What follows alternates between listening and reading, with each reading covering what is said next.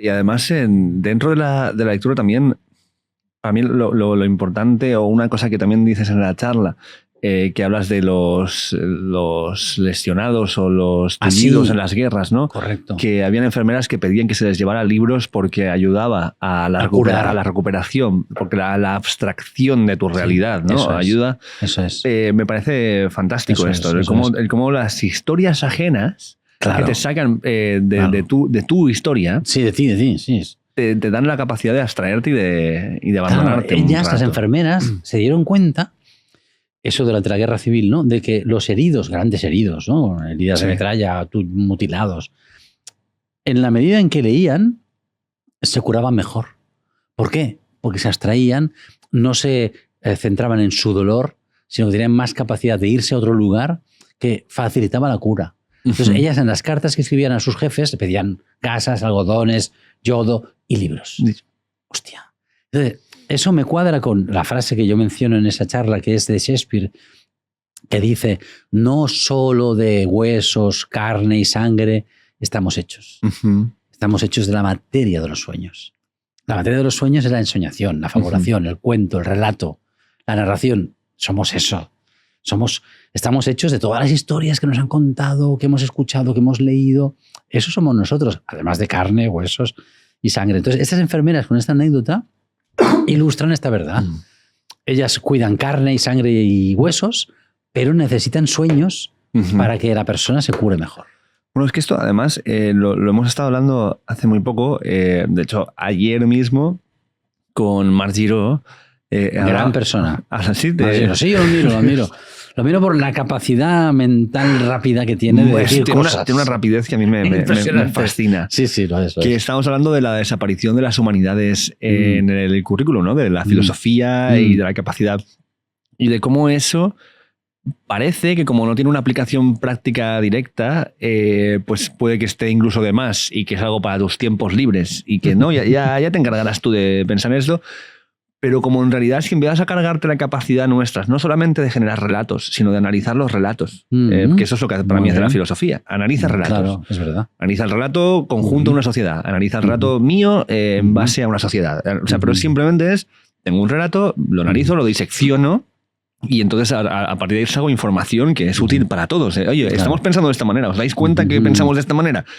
Cuando te cargas esto, te empieza a cargar los fundamentos que van a hacer que una sociedad funcione o no, más allá de lo técnico, sino en lo humano. Claro. O sea, que es nuestra forma de recordarnos quiénes somos constantemente, es contar historias y analizarlas. Claro, es que al final, ¿qué somos? Somos esa humanidad palpitante, ¿no? Y Nietzsche ya dijo, hace un siglo, dijo, ostras, creo que la escuela está yendo hacia un lugar que es convertir en trabajadores útiles, en empleados, en piezas de un mecanismo a los estudiantes.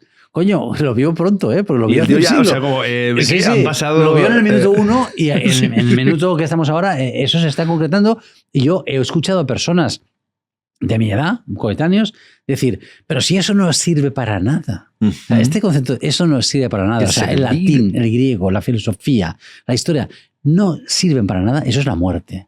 O sea, creer eso es la muerte. Porque no se trata de que sirva o no sirva. Se trata que al final sirve más que ninguna otra cosa, ¿no? Desde luego. ¿Para qué sirve la poesía? Para nada. Por eso es valiosa. Porque no sirve para nada. Porque es en sí misma inspiradora. Es en sí misma creativa. Es en sí misma humana. La poesía, y quien dice la poesía dice cualquier expresión humana y artística. Bueno, artística, claro. Que decimos arte y parece que hablamos del Museo del Prado. No.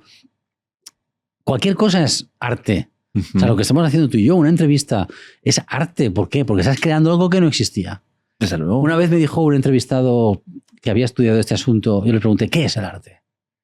Y me dijo, el arte es hacer visible lo invisible.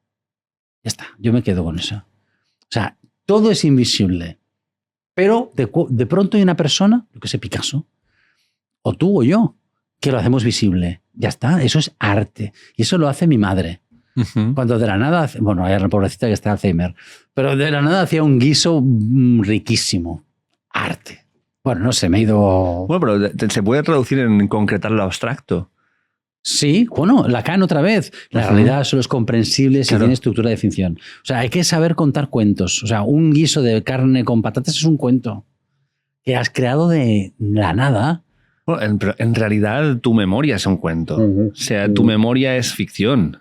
Es un montón, es una selección concreta del momento en que estés recordándolo también, porque si te acuerdas de algo hoy, te acuerdas de algo mañana porque has olido no sé qué o has oído no sé qué, ese recuerdo trae más cosas porque están relacionadas. Es que es una ficción constante que nos vamos creando, pero que nos tenemos que ir reproduciendo, que eso te lo contaba antes cuando estábamos hablando de mi entrevista, de que es un relato del que vamos hablando constantemente para recordarnos quiénes somos y de dónde venimos. Que está guay abandonarlo a veces para no ser esclavo de él, pero que lo que hace la historia generalmente, la filosofía, es recordarte constantemente en qué punto estamos en esa narrativa, como decías tú antes. Claro. Es lo que nos lleva a la coherencia y a la sanidad social, ¿no? Sí, sí.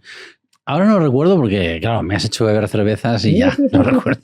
Pero ya me vendrá el nombre. Pero eso lo contaba Kapuscinski, un grandísimo periodista. ¿Cómo se llama ese libro? ¿Quieres que lo podemos ver? Sí, lo puedes buscar. Sí, el mismo, un historiador griego. Vale. El padre de la historia. Vale. Heródoto, ya está, ya me acordaba, no busquéis nada. Vale, Heródoto, que es el padre de la historia, sí, pero para los griegos, el padre de la historia, es a la vez el patrón de los novelistas. Esto, ¿a que no lo sabías? No. Yo lo supe hace poco. Esto para mí es muy importante, muy significativo. O sea, que el padre de la historia, Heródoto, que escribió un libro clásico que se titula Los 9 libros de la historia, sí, en el que él viaja por el mundo y va contando lo que ve en primera persona y lo que le cuentan personas que lo vieron, porque la palabra historia, ¿sabes de dónde viene? ¿De dónde? De un término griego, histor, que es lo que he visto. Entonces, la historia es lo que alguien ha visto y lo cuenta. Bueno, pues el patrón de los historiadores, el padre de la historia, es Heródoto, es a la vez el patrón de los novelistas. Esto para mí es muy elocuente. Todo es lo mismo. Es el relato. Es contar. O sea, la realidad no existe si alguien no la cuenta. Y lo que se cuenta es lo que hay. Entonces, bueno, que Heródoto sea el patrón de los historiadores y los novelistas, pues ya está, ya lo dice todo. No hay ninguna diferencia. Todo lo que tú puedas contar queda. Claro. Y tiene el valor que tiene, que es un cuento, un relato congruente. Esto además, cuando vino Albert Pla, hablábamos de que a él le gustaba mucho la historia, que hemos hablado antes también del programa que tenía en Raku y todo el rollo. Y le preguntaba por qué le gustaba la historia y él decía, porque es mentira. Maravilloso. Que es un genio.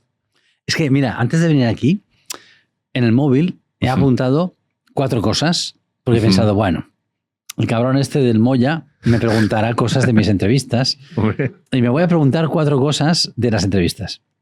A ver, ¿y te has preguntado tú a ti mismo? Sí, me he preguntado a mí mismo. Entonces, buscando... me encanta. Alguna vez he dado alguna charla sobre el tema, ¿no? De entrevistar. Y entonces me he encontrado con una frase mía, un apunte mío en alguna charla que di acerca del periodismo y dije, el periodismo es una esgrima de mentiras. O sea, el periodismo es una esgrima de mentiras. Se trata de 2 espadachines, o 3 o 4 o 5, cada uno con su florete. Y, oye, ¿quién tiene la verdad? Es igual, no importa. Aceptemos que cada uno es una mentira. Es una esgrima. La que se impone, esa la llamamos verdad. Bueno, le llamamos verdad, pero es una mentira. Así que estoy de acuerdo con Albert Pla. Fíjate tú.